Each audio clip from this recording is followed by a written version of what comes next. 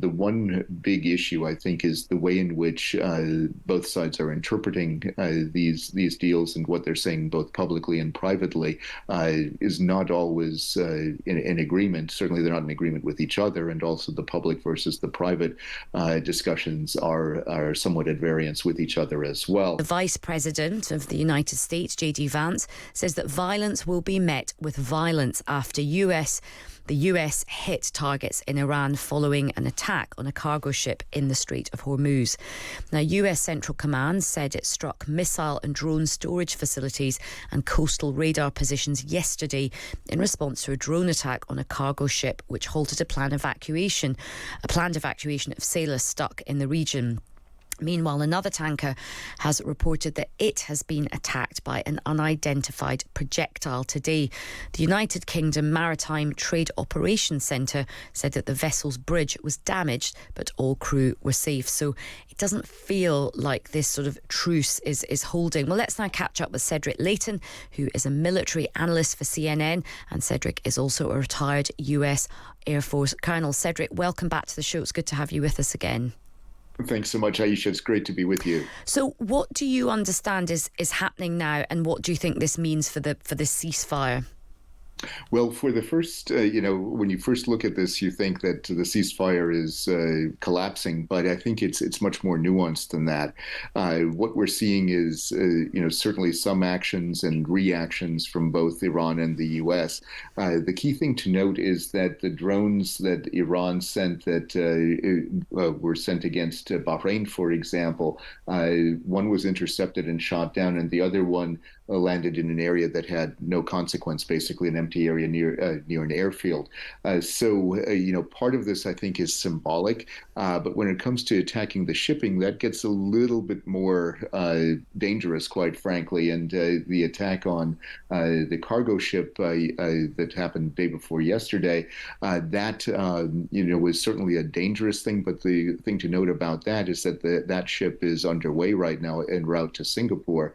When it comes to the tanker, that, as you mentioned, was hit on the bridge, and that was certainly something that is worth noting, because that tanker had about 2 million barrels of crude oil on board, and that clearly indicates that Iran is certainly looking at shutting down the Strait of Hormuz, or at least indicating that it can shut down the Strait of Hormuz when it wants to. And so that is definitely at odds with the language that the U.S. and the Vice President have been talking about, but it also is pretty much in concert with the way the Iranians say they see this agreement. In essence, what the Iranians want to do is they want to maintain control of the Strait of Hormuz, and that could have significant implications for global commerce. And just in terms of the current status of the Strait of Hormuz, how much shipping activity is occurring right now? How many vessels are getting through? So what we know so far, before the attack on the cargo ship that was on Wednesday, we had 73 vessels that came through the Strait of Hormuz. On Thursday, that number decreased to 54. And it's gone even below that, on Friday.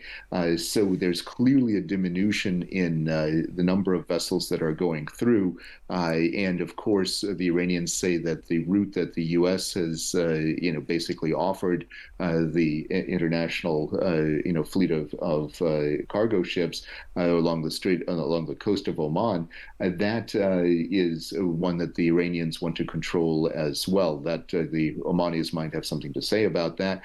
They haven't said so publicly yet, but they can't be happy with Iran wanting to implement, some controls over that as well. So what we're seeing right now is at least a temporary reduction in the number of vessels that are going through. And we have to keep in mind that the average number of vessels that transited the Strait of Hormuz before the war was somewhere around 120 to 150, depending on the various conditions. But usually 120 was considered about average.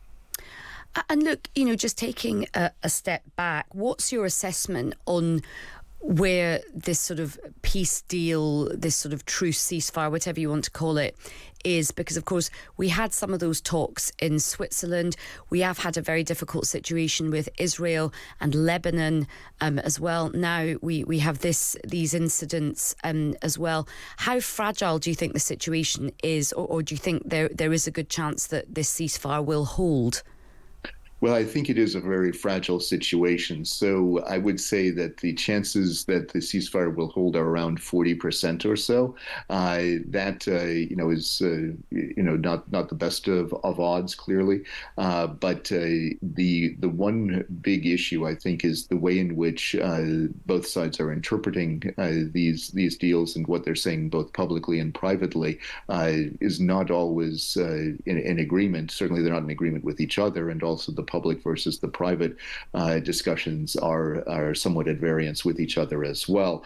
I think that the agreement that you mentioned regarding Lebanon, between Israel and Lebanon, which was brokered by the United States, is certainly a step in the right direction. The big problem with that, though, however, is that Hezbollah and Israel have not really agreed to anything, and Hezbollah was certainly not a party to that agreement. The fact that Israel is withdrawing from two positions that they're giving to the Lebanese army, that's a good sign as part of this agreement. But the question is, will the Lebanese army actually be able to maintain its position vis-a-vis Hezbollah? And I think the jury is definitely out on that, and I think it's very questionable that they can do it. I hope they can, but I think that the likelihood of them being able to thwart any designs by Hezbollah could not only result in Hezbollah retaking those areas, but it could also upset the overall peace process or ceasefire process. And you mentioned, Cedric, some of the other Gulf partners, and they are very reliant on that shipping lane. How active are they in talks behind the scenes as well? So when it comes to the other Gulf states, nations such as Qatar, Bahrain, Saudi Arabia, Kuwait, and of course the United Arab Emirates, they are very active behind the scenes, especially the Qataris and the UAE. So they are looking at this from a mediation standpoint. The Qataris have played the role of mediator for really throughout this conflict, or at least tried to play that role.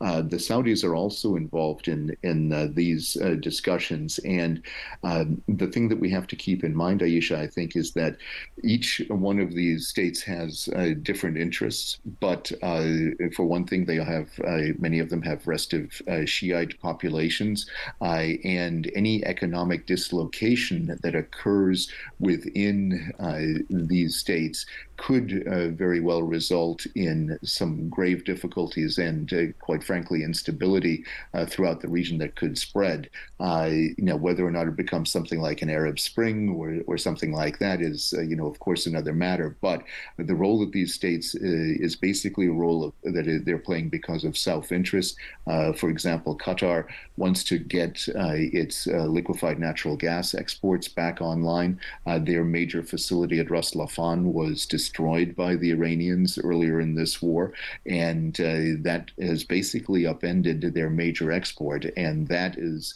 of course, significant not only from an economic standpoint, but also from a social standpoint as well. Well, look, Cedric, it's always good to catch up with you and get your very insightful analysis. It's obviously an incredibly fragile situation, and we all want to get this resolved. Thanks so much for your time, Cedric. You bet, Ayesha. Thanks so much for having me. That's Cedric Leighton, military analyst for CNN and a retired American Air Force colonel.